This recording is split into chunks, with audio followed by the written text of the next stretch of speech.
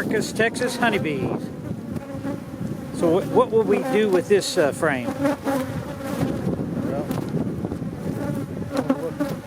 think that's all it's up here is honey. Yeah. The whole box, I think, is honey. I don't have an excluder or anything. I think they've just chosen this top part for all honey. Let me set this down and I'm going to help you.